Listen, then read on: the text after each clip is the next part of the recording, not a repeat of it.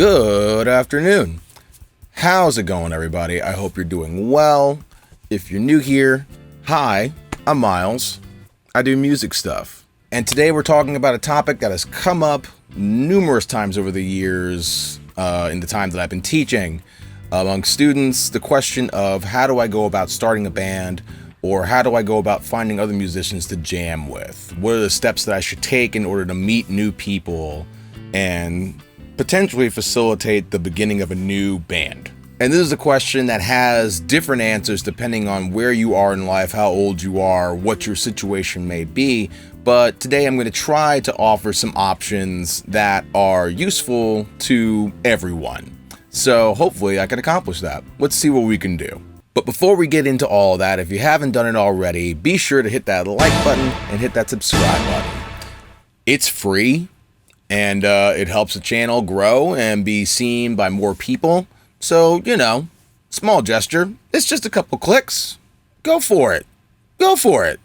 So like I said, depending on who you are, where you are in life, like how old you are, whatever the case may be, the answer to these questions is going to differ depending on those scenarios. However, there are instances where the approach, depending on who you are, will intersect with other people and will be a bit more generalized amongst everyone looking to start a new band. Because the way that you would go about doing this present day is very different than it was when I was a teenager. Back when you could go and post a flyer up at your local music store saying that you're looking for people to start a band. You would put your phone number on the flyer so that people could contact you, and then you'd meet up with them and do things that way. There's less of that going on these days. There's also less instances where people are going into a physical music store. So we have to approach things in a different manner. But with all that said, let's talk about some options that are readily available to anyone and everyone. Option number one, go to a show. And I like this approach mostly because it spans across all ages. Like, if you go out to a show and you meet new people there, they're obviously there for the band that's playing, so there's already a common interest between you and the other person. And it's just a good tipping point to just start meeting new people that potentially you can recruit for a new project of some sort. And not only that, but you're also supporting the local music scene, and you're building your ability personally to be able to communicate with other people around you. Rather than being the potentially awkward person that doesn't know how to talk to other people, you're teaching yourself how to get past that awkwardness and just introduce yourself to new people, interact with new people, because these are skills that you're going to need when you start a new band, because there's going to be communication involved with the other people that you're playing music with. You need that communication, so why not get started on building that skill now? And you're also going out and you're supporting the local music scene, which is always a great thing. It's a great look for you as someone coming into it, or just someone looking to interact with other people that are within that scene. So you're supporting the local groups, but by building that rapport with the people that are regulars at these shows, you run into the possibility of there being a scenario where someone needs someone to fill in on guitar or bass or whatever for a band, for a set at a future date. Or someone might just need a new guitarist in their band, and they're asking around trying to find someone new. And then someone says, oh, well, so-and-so, I've been talking to him. He seems pretty cool and he can play. Like, here, let me send you his Instagram. You could check out his videos over there, and then just reach out to him on there. That's a connection built, and that's a great connection to have. You don't want to be that person that shows up to a show and is expecting right out the gate, without actually being known by anyone, to just be able to interact with people and have opportunities handed to you. You got to work your way up to that point. You got to build a line of communication with people, and this is a good way to do it. It's simple and easy. You go out to a show where there's a band that you like seeing, or you just go out and you watch bands play and you figure out what it is that you like what kind of music that you really gravitate towards. And then you meet people that are already established within that world, and you build from there. It's all about networking. So, why not use this as an option? Option number two revolves around the idea that you are involved in some sort of school system. So whether it be you're majoring in music at college, or you're in jazz band in high school, or you're attending the program at a place like School of Rock. These are all going to be realms of environments where you're surrounded by people that, to a degree, are like-minded in what you're looking to do. I know when I was in college, one of the biggest takeaways for me was that I learned how to not only interact with other people in regards to the music world, but I also learned how to communicate with other people when it came to playing with other musicians. Like if you're in a jam session, you're doing like some sort of improvisational thing, you need to be able to learn how to do the sort of visual contact and communication that is required by most musicians. Unless you're reading off of sheet music, you're likely going to be in a scenario where you're looking around at everyone else and getting the cues from other people that you're playing with in terms of going from one section to another, like taking a solo, whatever the case may be. The hope is that you're already learning how to do this stuff in this sort of school scenario anyway. Obviously, if you've been here a while, you know I have my feelings about places like School of Rock. I think they don't really facilitate or encourage the idea of you as an individual branching out and doing your own thing with other people outside of the school. But a prime example of this sort of thing being successful was the adult program that I was directing at School of Rock, the grad school program. The current cover band that I play with, full disclosure, almost everyone in that group previously was a student of mine in that program. And one day I came in and I was like super frustrated because, again, those that have been here a while remember I've talked about this in the past, how like management was crap. And so I was getting taken advantage of a lot. And I remember I came in one day and I was really frustrated and I told everyone in the group, I was like, you know, you don't have to come here. You don't have to come here. You have an interest in music. You have a drive. You have the ability to communicate with others when it comes to a musical scenario. Why don't you just go out and do your own thing? And initially they did. And at some point along the way, the guitarist they had, things didn't work out. And so they reached out to me and asked me to fill in on guitar. And then I just kind of became like a regular member of the group from there. But again, School of Rock served as that central meeting place for everyone to come together and build something new from what was already established in that place. So if you're in a scenario where you're in school or you're in a class with other people and you guys are already all doing music related stuff, this seems like a good place to meet some people that potentially you can recruit for a new project of some sort. And I know that the internet is full of mixed reviews when it comes to the idea of like going to college for music. I'll probably talk more about that in another video. But again, the biggest takeaway I got from it was being able to interact with other musicians from different walks of life, from different parts of the country, of the world, and just learning how to interact with these people in a musical situation. And not just music, I also learned about what better practices to incorporate into booking a tour, setting up your social media, communicating with fans, building a merch store, doing all the stuff that comes along with being in a band in the long term. It's helpful to have people around that you can gain experience from along the way. What was also helpful was that my school, we also had shows that were booked at the Student Center. And I was at the Student Center all the time. I was going to see a bunch of bands. We'd have touring bands coming through. I remember my freshman year, High on Fire was one of the bands that came through. That was a cool show.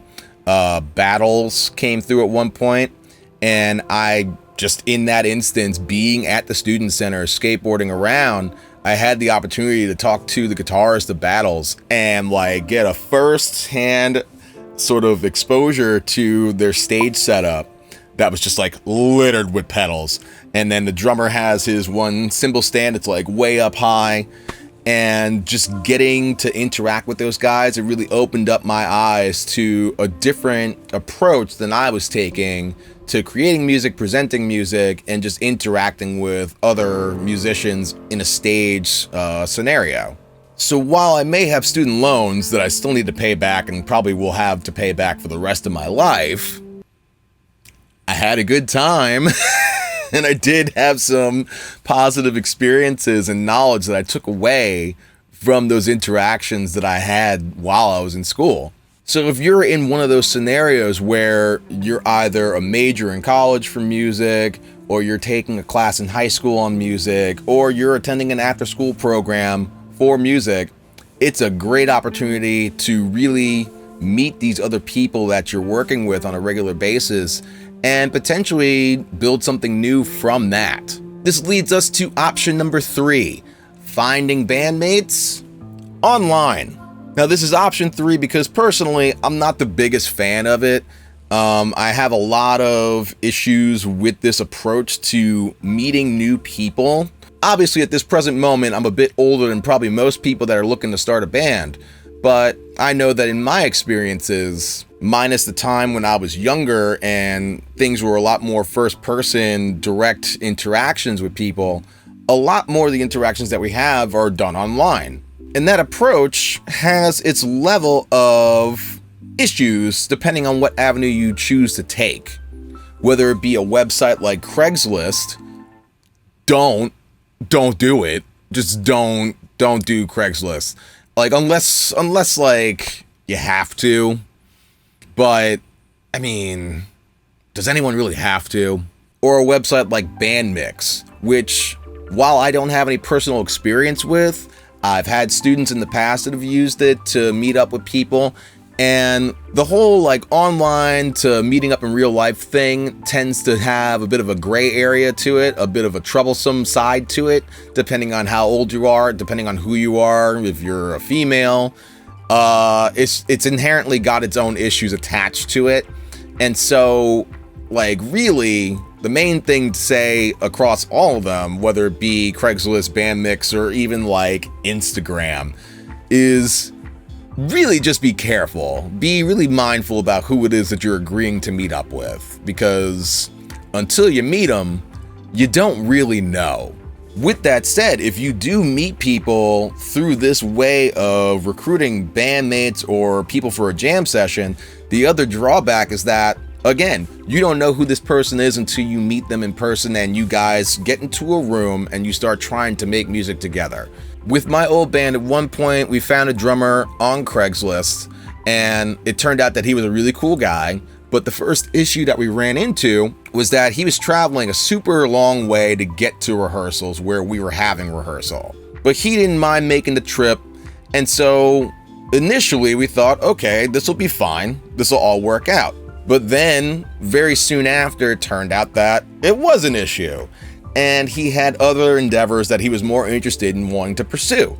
And so the commitment itself just wasn't there. And so that all kind of fell apart within months of us really trying to establish his position in the band and getting him up to speed with learning the material. The other guy that ended up coming out to play drums for us turned out to be a psychopath.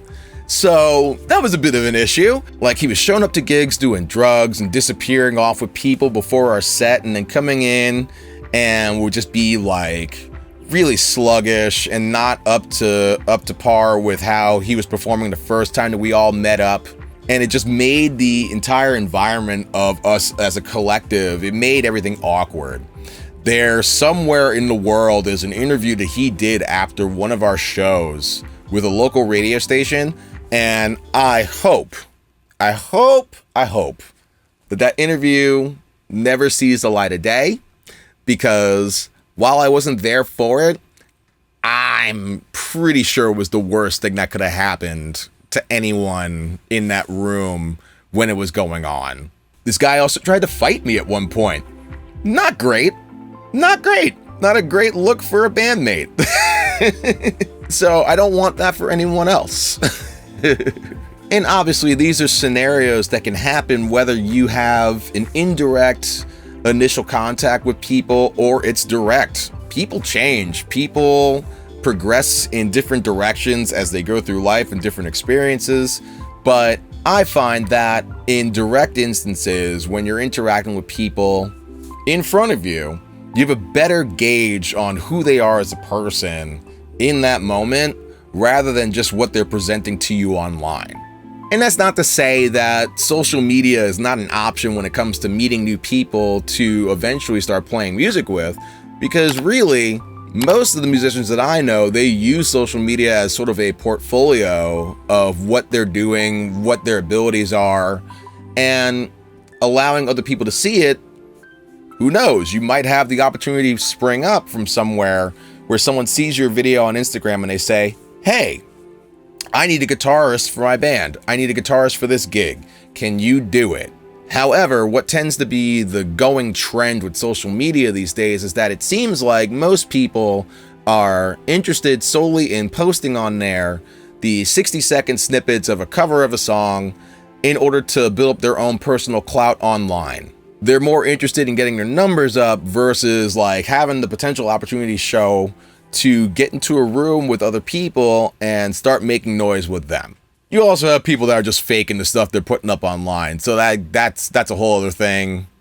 It's got to be really frustrating to find yourself in a position where you get someone and you say, hey, let's get together and jam. And you think they're amazing. And then you hear them in the room with you and you realize, oh, you're not that person that you've been making all these videos of online. Great. Cool. I'm glad I rented out this rehearsal studio for an hour. And I know that sounds like a boomer thing to say, but from my personal experience as a teacher, I've had many instances where I've had someone seated across from me that comes in with the ambition to learn a snippet of a song with no interest in learning about the instrument that they're playing this snippet of a song on in order just to get their numbers up online and to impress the people that are within their circle of friends. And I mean, honestly, in this present moment, it's really hard to do that because for everything that you post online, there's always going to be some kid somewhere that is playing whatever you're playing better or playing something more complicated. And I don't know, like, I don't think that music should be a competition. I think that at this point that there's so many people that are doing the same thing and saturating the online environment that there's a likelihood that there will be more appreciation for someone who's posting something that is new and original online. Unless you're like a 5-year-old that's playing the solo in backcountry, because like you're gonna blow up on Instagram and Facebook. So congrats on that. And to be clear, I'm not saying that this is an avenue that's unsuccessful on all accounts, because there are instances where you can meet people online, they happen to be local, and so you're easily able to link up with them and start a new project of some sort.